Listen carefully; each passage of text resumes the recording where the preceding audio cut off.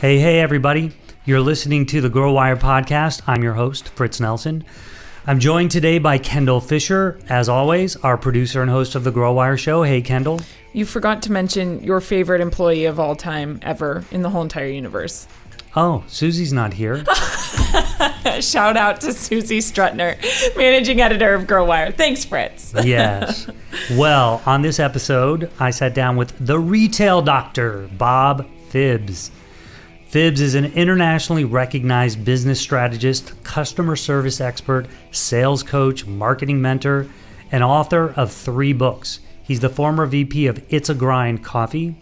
Have you ever tried, before you go on, have you ever tried It's a Grind? Because you're a coffee connoisseur. I have tried it. It's been a while, but I can't say it was memorable. Oh. They're not a sponsor, right? No. Okay, good.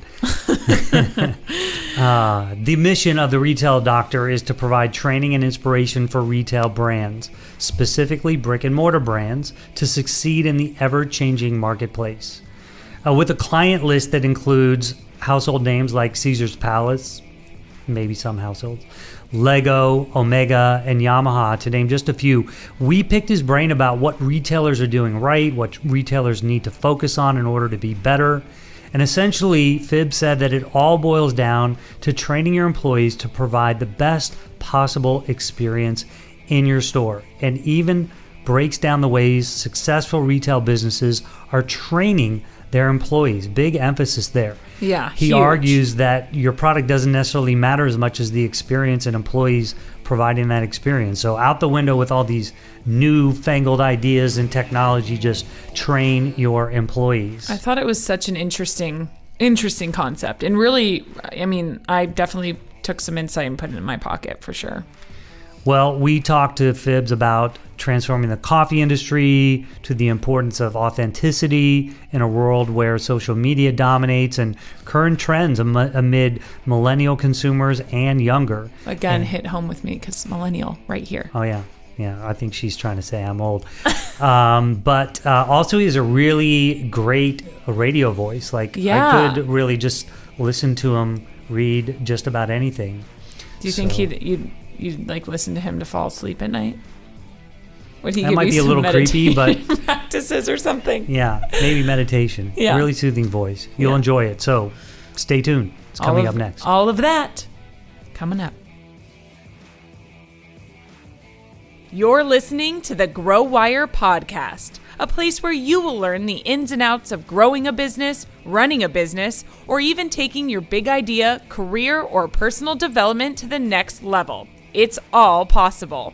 Our host, Fritz Nelson, the editor-in-chief of GrowWire.com, will take you on an exploration of growth through candid conversations with some of the most brilliant minds in entrepreneurship, entertainment, business development, and more. Whatever your goal, we know you'll walk away with the right tools to help fuel your journey of growth. We want to thank our sponsors over at Hint. If you don't know about Hint yet, their brand is all about making the everyday more enjoyable and thirst-quenching. It started when Kara Golden, Hint's founder, needed a way to drink more water, but wanted flavor without the sugar and sweeteners that most drinks have. So she created Hint Water. It has just a hint of flavor from real fruit essences without any of those added sugars or sweeteners. Everybody here at the Grow Wire office is a big fan of Hint Waters. The flavor I like the best, kumquat peel and coriander. Dear Kara, I'm sorry if you tune into this podcast. We constantly make up new flavors that you don't have. Actually, Fritz constantly makes up new flavors. However, the flavors you do have, such as pineapple, apple, cherry, all of them are so good.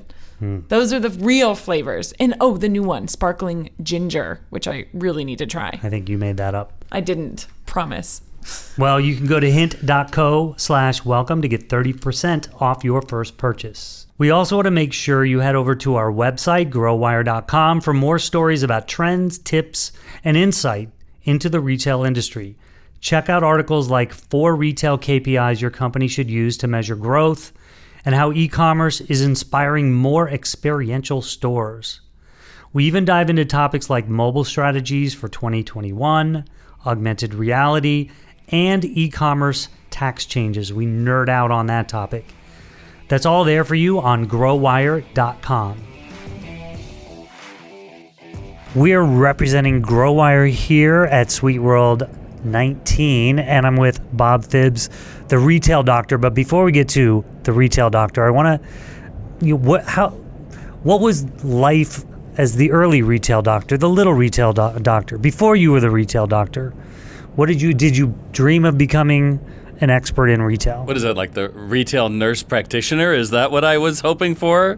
I had no idea I was ever going to be the retail doctor. This is my 25th year in business.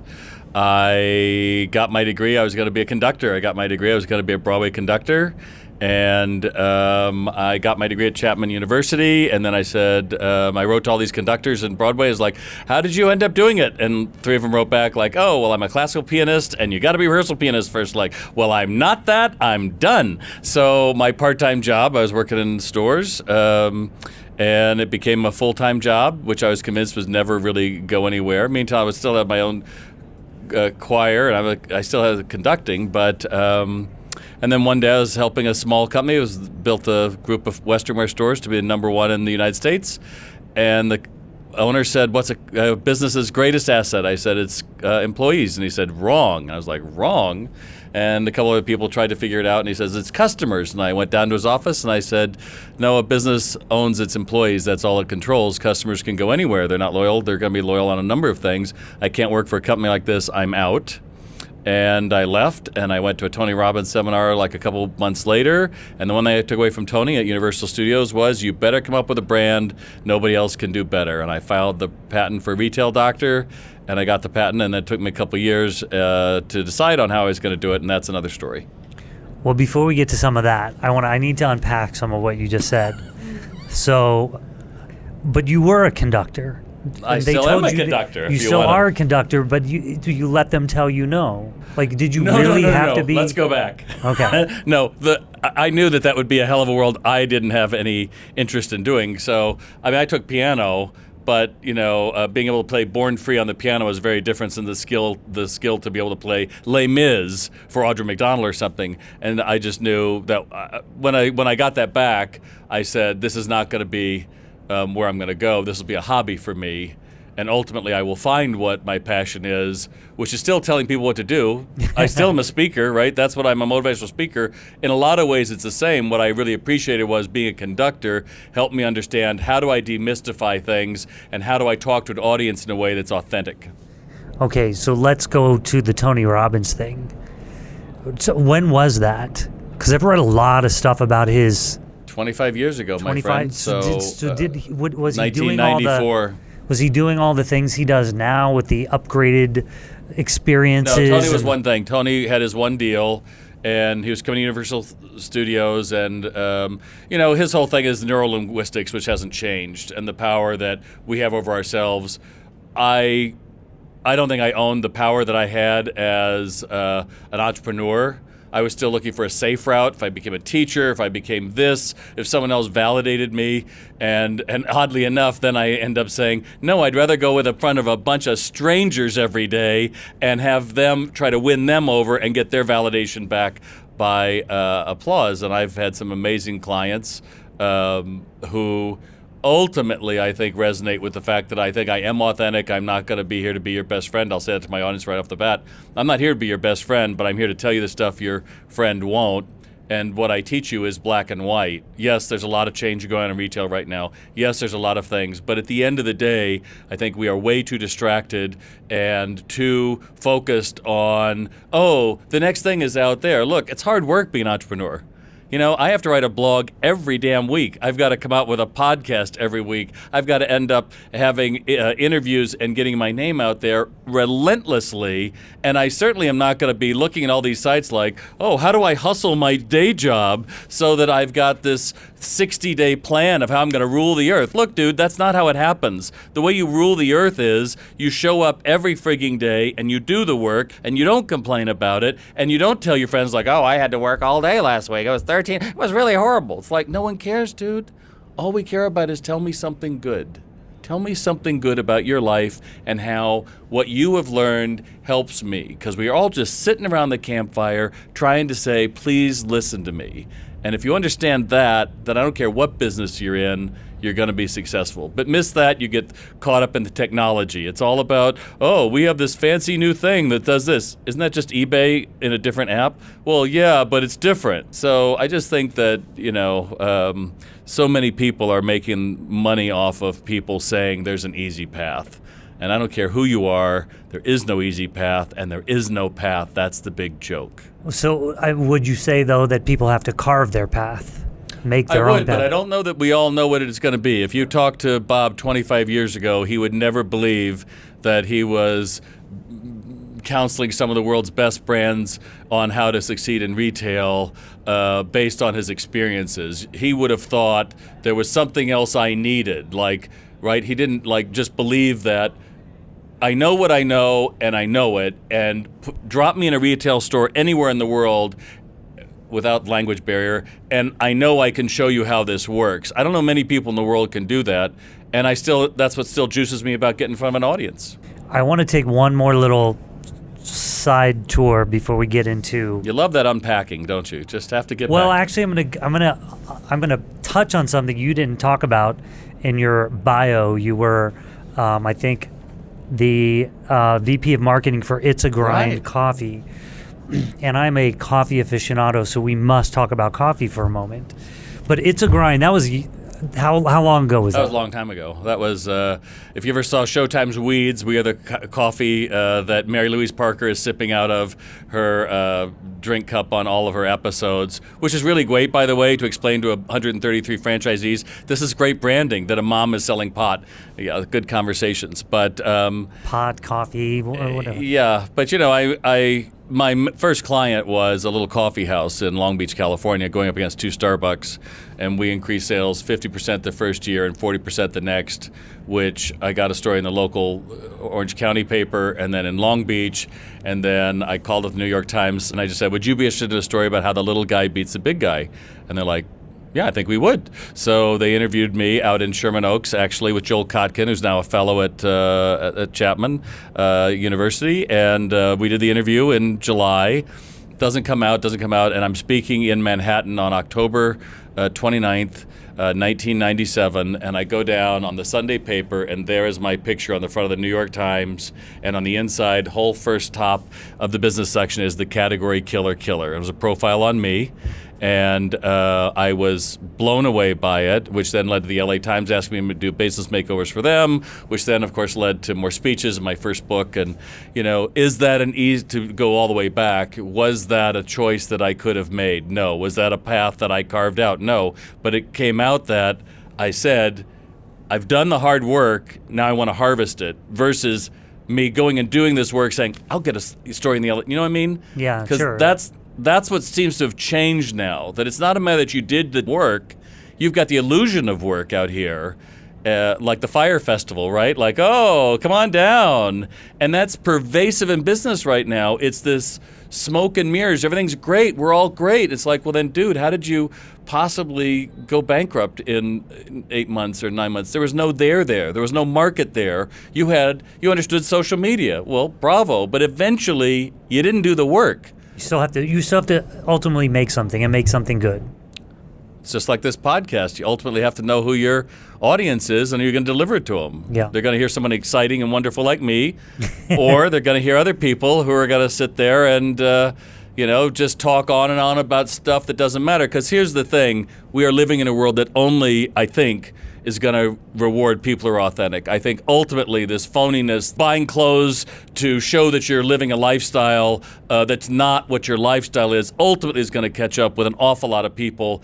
And then ultimately, where do they rebuild? And I think the person that can be authentic, not to say I'm authentic, you know what I mean? To say, look at me, I'm authentic. You just see it. You either hear it or you feel it or you don't. But I think that's what we're going to see in the next 5 years is this authenticity, which is, if we go into micro brands, which is why micro brands, I think, are meeting with such favor because they are coming from an authentic place. And that's the recipe for great business.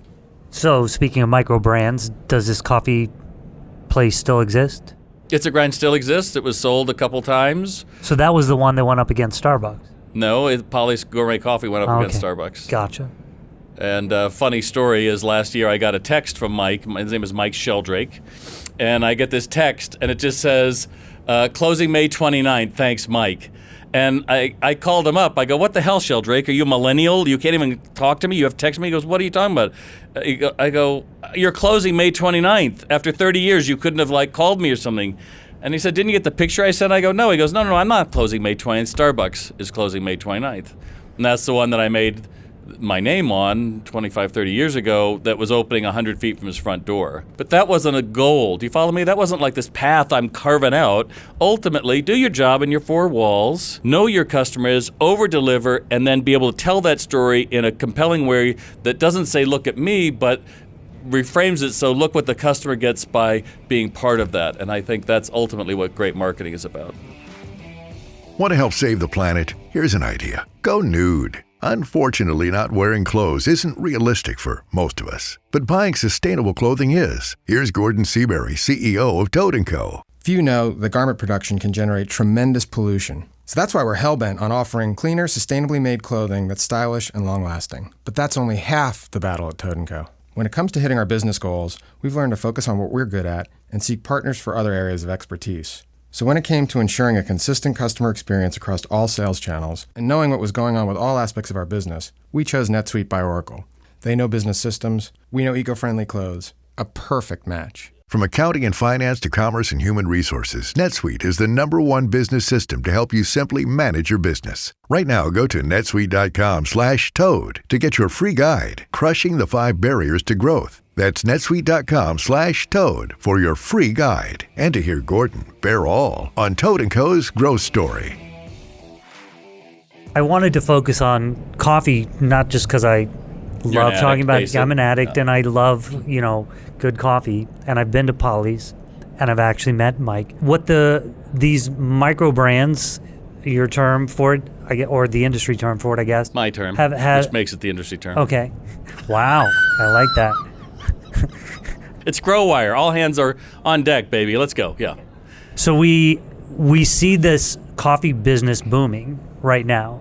And you mentioned Long Beach. There are probably about a dozen what I would call specialty coffee shops, not counting Starbucks, not counting Pete's, not any of the big conglomerates. There's a Phibbs there now. But these small, one person got an idea, want to do it, and they're creating some sort of experience. Either they're roasting the beans in the shop, or they're creating a comfortable environment, whatever it is. So if you look at that as just a starting place to talk about retail, do you see that as a good example for what's happening in other parts of retail? Well, right now you're in we're in the third wave of coffee. Mike was in the first wave, which paved the way for Starbucks and the big boys, and now we're in the third wave. I always go back to your fundamentals, which is, are you really making a profit or you just buy yourself a day job? So there's that. But clearly we are in a position where a lot of people have the ideas they're going to be entrepreneurs, and so they are going out with a lot of hope and backing from friends and family, and I think that's it. But that hasn't really changed over the years. I think what has changed is this idea that you're entitled to success. And you aren't entitled to success. Those 13 coffee houses on 2nd Street right now, yes, there are a lot of them open, but how many of them are actually making money at it, and how many are a fun place that VC money has parked money and been able to do it? Some of those down there. I think the rise of the micro brands, though, is you've got these particularly young women who are embodied. I think we are in the year of the woman. I think it is fabulous. It is wonderful to see how many entrepreneurs are coming out of the woodwork. They're young women because they understand their customer. You look at Showpo. Their girl is 16 to 24. She's a follower. She's not a cult. Not leading the charge. I want to be Ralph Lauren. She knows who she is. Jane knows exactly who her young woman is. She knows exactly who she is and who she isn't. And all of her models resemble, that look, and it's cute and it's focused, and she drives social media. You look at Tillot's in the UK. A middle-aged woman opens a store with 2 of her daughters. They open the doors. No one's coming in the door. So her daughters say, oh, don't worry, they'll be here day 2. Day 2, no one's coming in. Her mom goes, well, this is ridiculous. And she starts learning Facebook Live and ends up going through and doing a little fashion show twice a week. She has something like 400,000 people will tune into her fashion shows. She's opening a second and a third store now. She has women posting in their own little Tillot's private group, sharing photos saying, I would never put a picture of me on social media because the way I felt before I met your brand. That is amazing what retail is doing to change people's lives. And I think it comes, again, back to what we said before. It's authentic. She's not a designer. She's buying items, but bring them together. But you have to know really who your girl is or your guy is and then deliver on it entirely. I mean, let's go back. Martha Stewart is the grandmother of it all. She understood it too. But again, Martha Stewart was this massive brand. Had to have all these iterations, had to go through Macy's and had to go through Kmart and all these other iterations. Whereas I think we're coming into the time like the Pilgrims, where there's going to be an entrepreneur and they're going to take care of their little burg, whatever that is. So you're going to have that one craft brew place or craft alcohol place, right? A little mini rant. I was in Palm Springs the other night and I wanted a drink, and the guy's like, oh, well, we don't have that here. We're a craft bar. We make everything. I was like, can't you just make the drink? We can make it close. I was like, why would you have a bar like this? And he's like, because this is what millennials want. It's like, no one wants to guess what the heck they're going to drink. Just be consistent with it. But I think that if you know who your audience is and you can target it down, you can say, I can take care of this one little group of people and they will follow me. Like Shopo. You're not going to see her line in Macy's. She's not looking for a Bloomingdale's exclusive. She knows who it is. And so I think there's a room for a lot of it. Look, I'm a brick and mortar guy. Make no mistake. Brick and mortar is maligned left and right now. And we keep hearing that stupid stuff about retail apocalypse. Look, bad retail is still bad retail. When's the last time anyone went to Sears or Kmart or Penny's or the Gap where everything is 40% off? Look, great retail. Lululemon, 10% over last year. Amazing. Look at Ted Baker doing an amazing job. There's a lot of brands doing an amazing job. But what it comes down to is we're going to take care of, we know who our guy or gal is, and we're going to deliver. And more importantly, like Target and some other ones, we're going to get them to the store because we know they buy more if we come to the store. We're not going to let them just be online. We're going to show them all the ways you can do it. Like, I think Best Buy, you can buy a computer online from them. It'll be shipped. But if you come in the store, they'll give you an extra 6 or 7 hours free training. Again, there's a benefit if you come to the store because they understand if you come to the store, we can do a better job than I can online. So let's talk for a minute about brands like Ted Baker and Lululemon. These are brands that have been around for a long time, and so are they constantly having to reinvent themselves to grow the way they're growing? I mean, maybe they know their guy or gal, as you say, but when I walk into a Lululemon, I see every 6 months I see brand new types of things, not just different line, but like an entirely different type of clothing than I saw 6 months earlier. Well, product is always great, but make no mistake, products are just the souvenirs of a great experience. If you don't have a great experience, I don't care what the heck you're selling, it's not memorable. And so when you go back to those two brands, I'll tell you, what comes back again and again is a focus on training. That if we're going to have a store, we are going to overtrain and we're going to make training part of something we do every day, not something we did once in a check mark. You can't fog a mirror and say, I can work these shifts and work at Ted Baker. You can't do that. You can't do that at Lululemon. Lululemon says every Sunday we're going to go and do a worksheet on what your goals are for your life and how we help you get there. They say that the employees are the most important asset to that company, and they continue to live it. And I think, again, retail's not hard. You just have to be brilliant on the basics. And it's not product. 75% of your stuff is carried by a competitor. God knows online, it's probably carried by your manufacturer selling against you. All you can do is your four walls. Am I sounding angry or passionate? I want passionate, not angry. Passionate, but I mean, I think the other aspect, I mean, it seems like what you're saying is that in a way, retail hasn't changed. The fundamentals are still the same, but there's nothing new about it.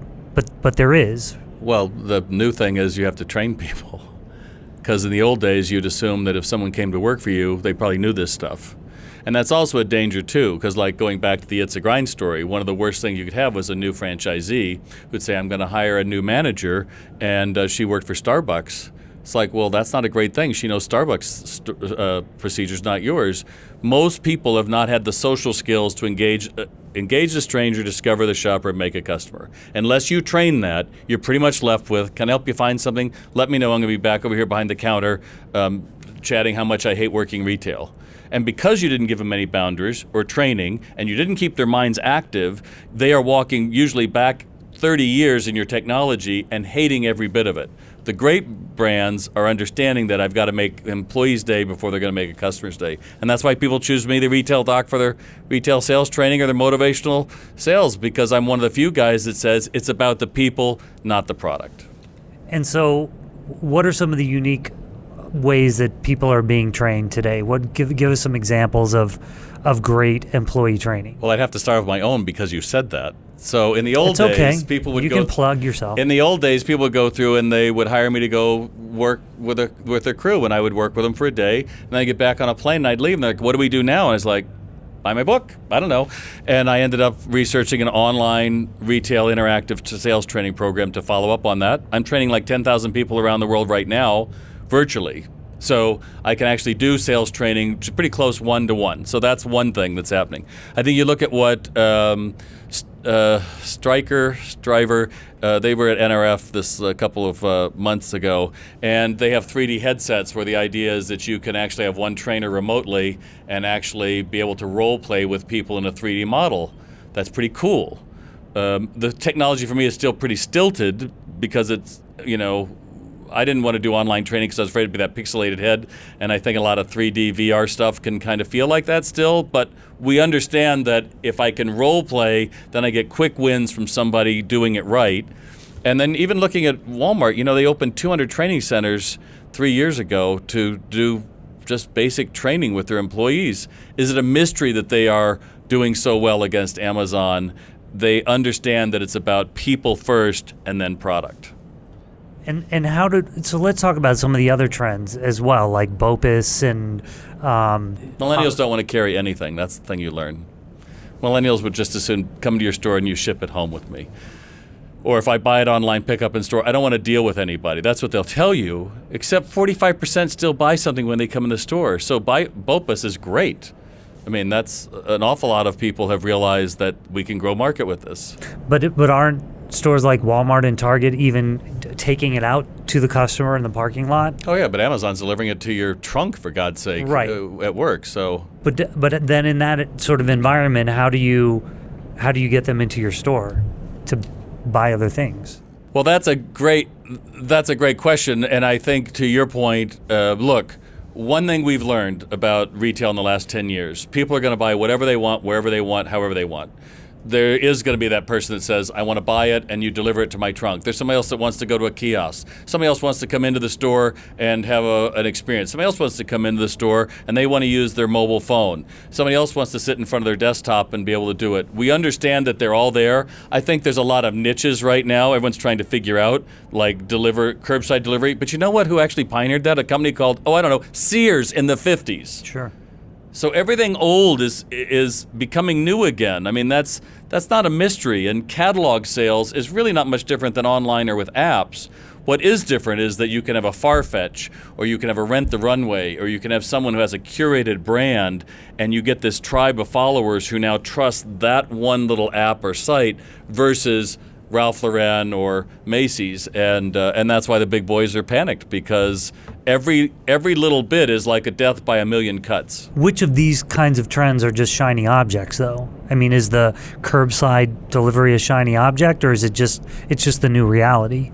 I think it's a new option. I mean, I would be remiss if I didn't talk about the Oracle NetSuite survey we did last fall, where we found that most retail execs felt that they were doing a great job of customer service, making the customers feel valued, etc. What we saw back was only 13% of respondents felt that way. In fact, they came back and said, when I walk into a store nowadays, I feel more anxious, I feel more overwhelmed, and I feel more alone than I have. Now, what does that tell you? Well, if you're a NetSuite Oracle customer, you're going like, wow, that's a big disconnect. We should be filling that in. But it's easy to say, oh, what we need is an AI. We'll have AI in the background. It's like, yeah, that's certainly something to have, but that's not going to make the difference. If she feels lonelier and more frustrated in a store, she's not going to want to come there. And most brick and mortar retailers haven't figured out that it's about curating it down to hire relentlessly for better people, to train them constantly, and then ultimately the party is in the aisle. It's not behind the counter, I call it the castle, where we're sharing stories of who was on Game of Thrones or whoever got kicked off on Project Runway or whatever the thing is. And you know what? Stores that do that, you can feel it when you walk in. I was in a high-end electronics store in Soho a couple of weeks ago, and the guy just launched into features and benefits, and I was like, really? It's a $15,000 speaker, dude. What's the logical thing you should have done? You should have said, here is a cheap-end speaker, listen.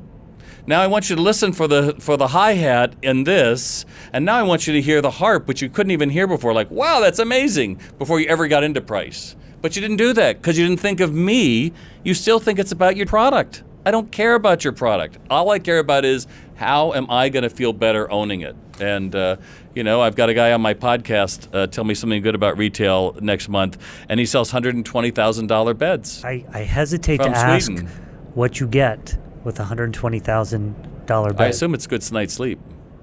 But here's the thing.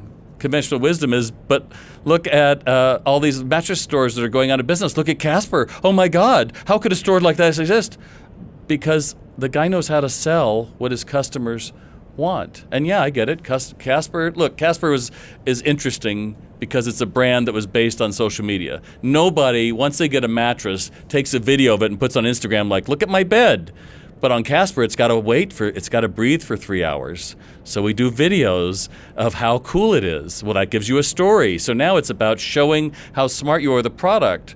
Well, that's a very different mindset than what most mattress stores are. So all that to say, there's a lot of opportunity in retail. I think there's an awful lot of people who are figuring it out.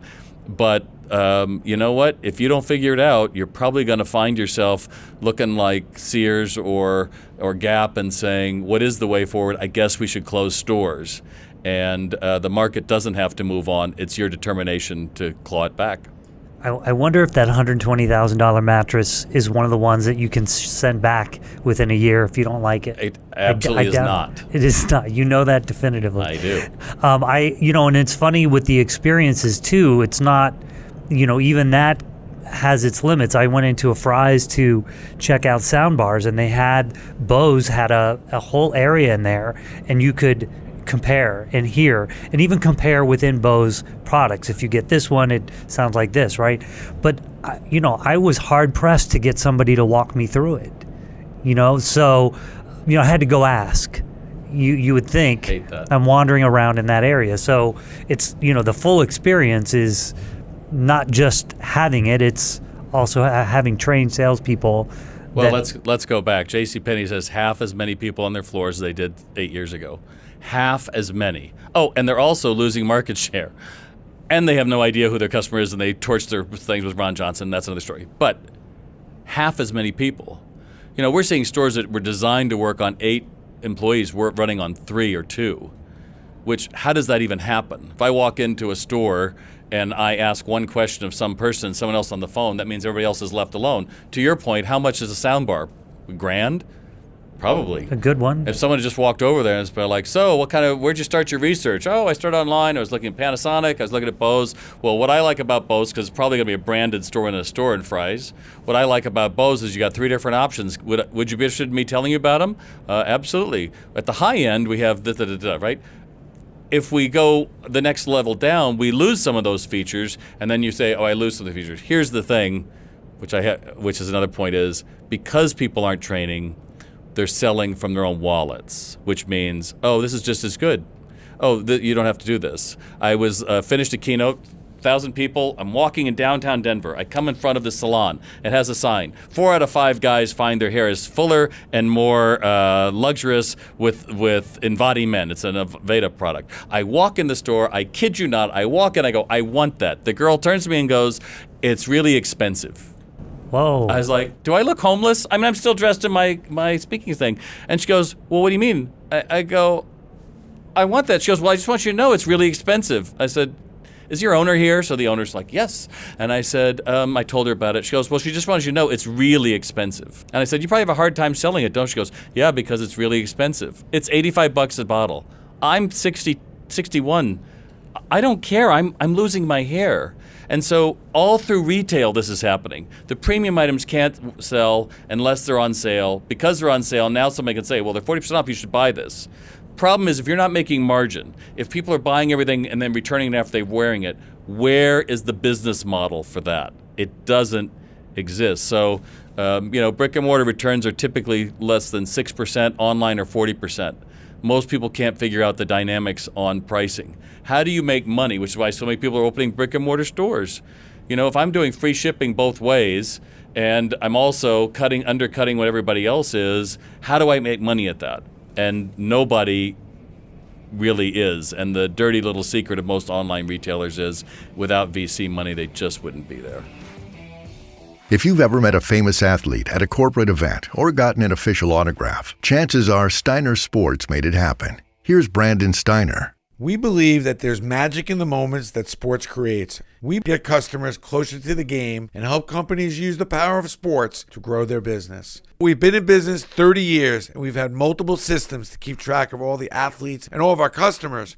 Multiple systems means multiple headaches. So we made the move to NetSuite by Oracle. NetSuite lets us replace all of our finance, inventory, and CRM functions with one convenient system. Now all the departments can see the same data. And if I have a question about our business, I can get the answer quickly. This month, NetSuite is offering a free 60-minute business review with an expert in your industry to identify opportunities to turbocharge your growth. To get your free review, go to netsuite.com/Steiner. That's netsuite.com/Steiner. netsuite.com/Steiner. So back to you mentioned the study. It also said 97% of the people surveyed actually enjoy going into physical stores. And millennials lead the pack, which is another surprising moment to that. That's right. The physical store is also changing where it is. It's not necessarily in malls the way we grew up thinking about malls.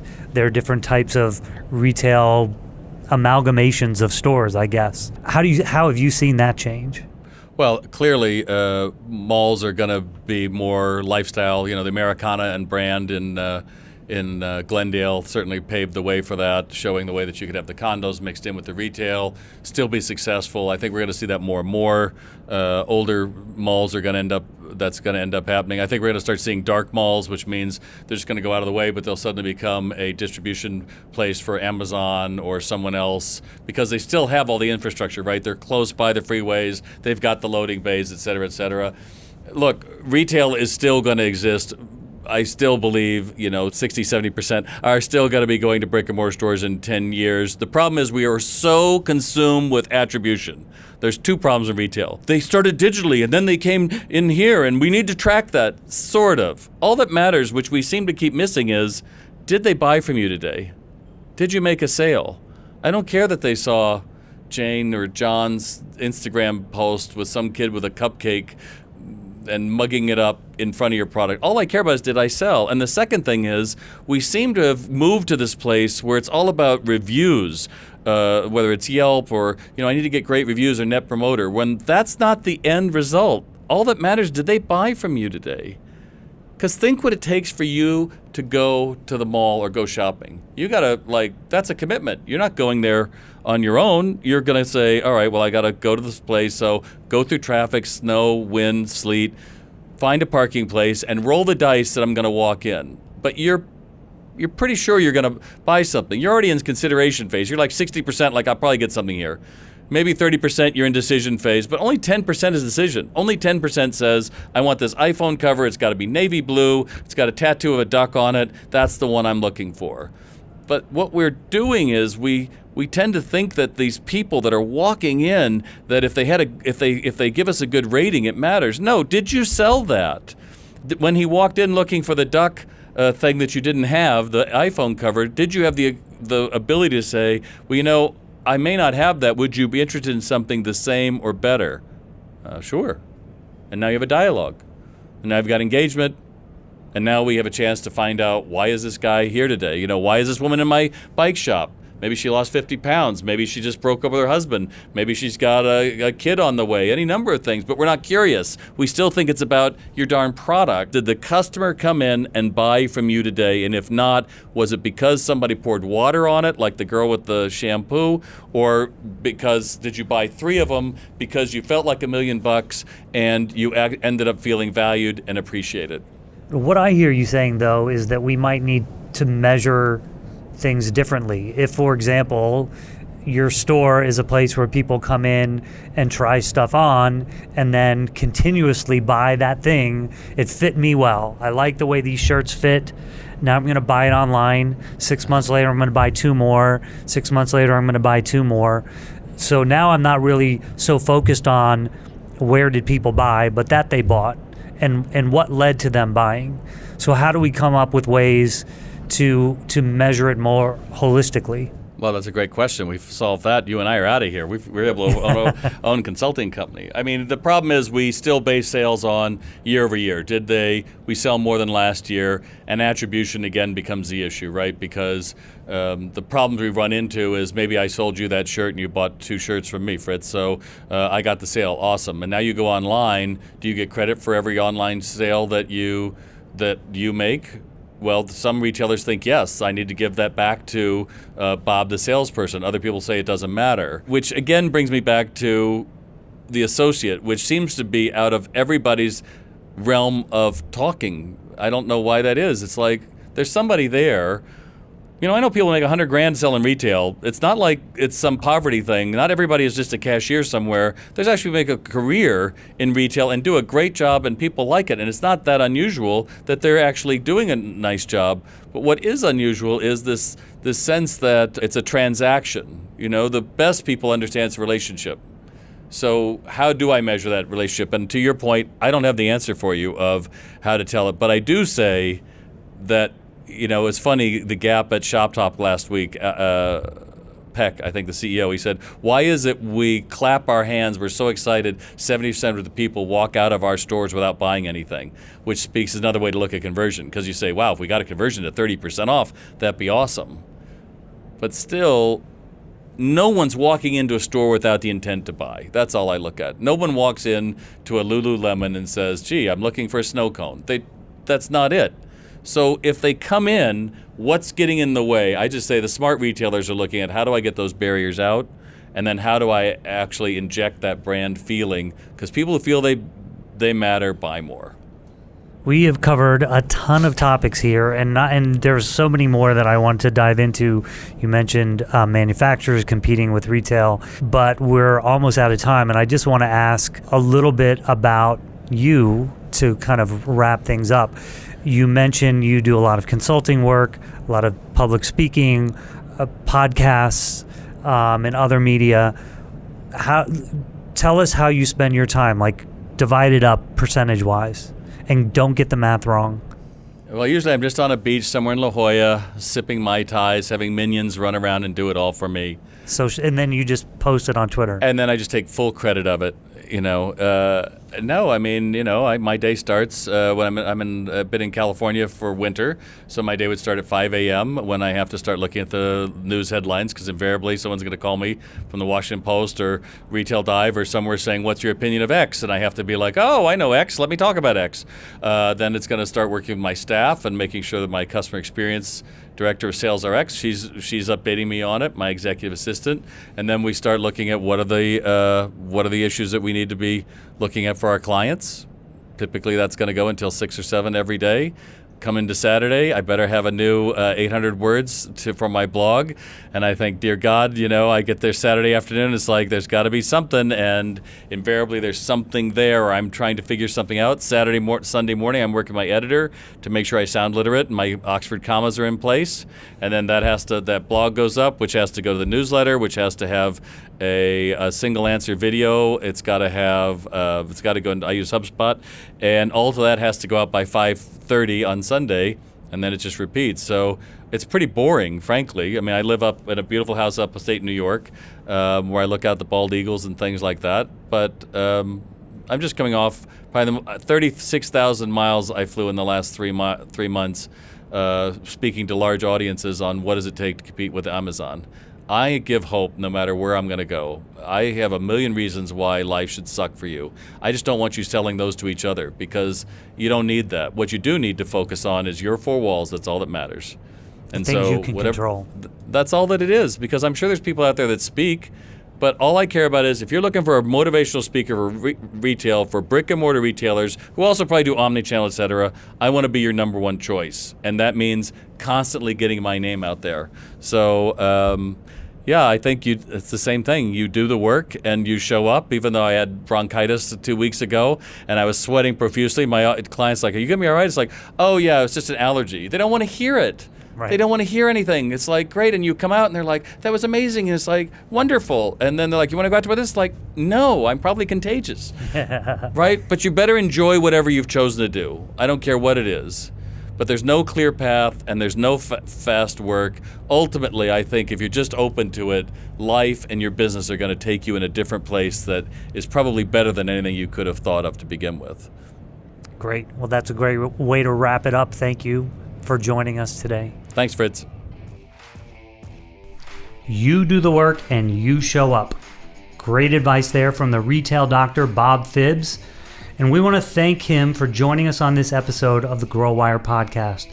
We hope you enjoyed it. I also want to thank our editors over at Lampstand, our producer, Kendall Fisher. Thank you, Kendall. Thanks for having me. And all of you, our listeners, for tuning in. Don't forget to rate, review, and subscribe. Do it. Bye-bye. You just listened to the Grow Wire podcast with host Fritz Nelson. Make sure to keep tuning in for more episodes full of tips, tools, stories, and strategies to help take your personal and professional growth to the next level. Until next time.